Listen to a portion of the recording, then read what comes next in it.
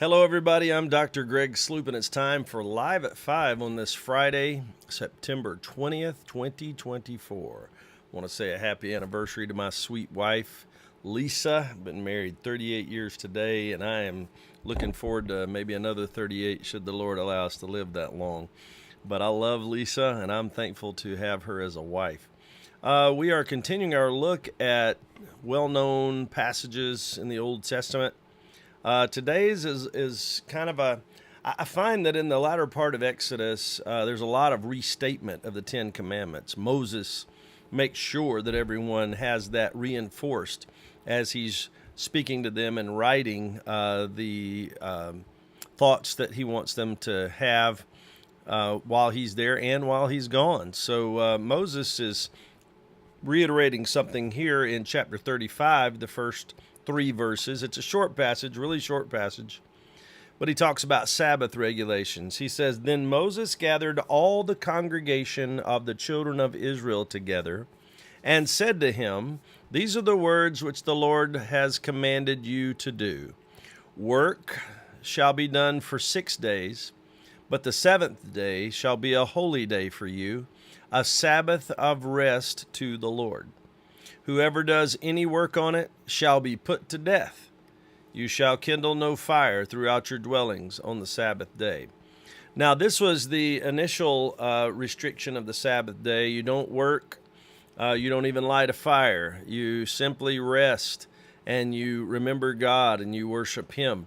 Now, today we do our worship a little differently. We worship on the first day of the week, which is what we call the Day of the Lord or the Lord's Day.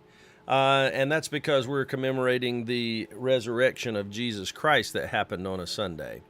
But the idea of Sabbath is still a valid thing for us to think about, because a lot of times we turn into, and I'm guilty of this at times, we turn into workaholics.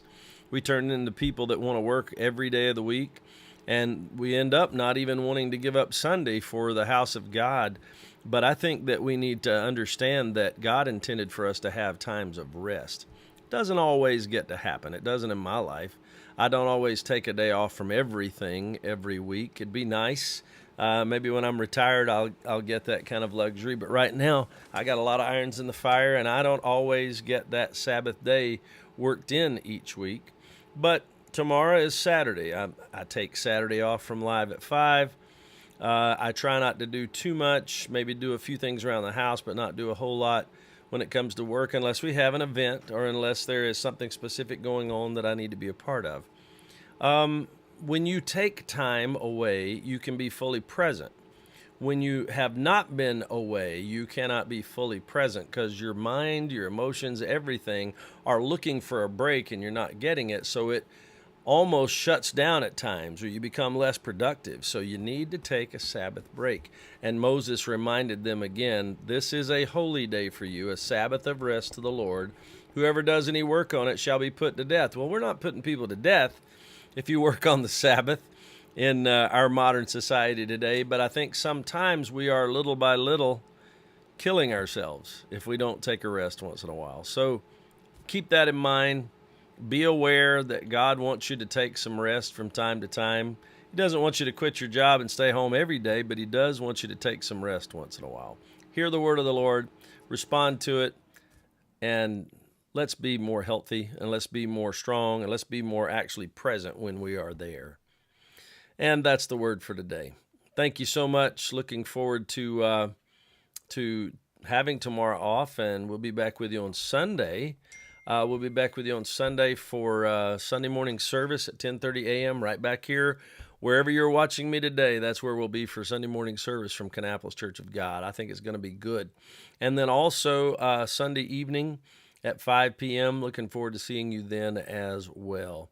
So spend some time with God. It's the greatest thing you'll do all day, and it'll make a difference in your world. Know that we're praying for you, and I look forward to seeing each of you again Sunday morning at 10:30.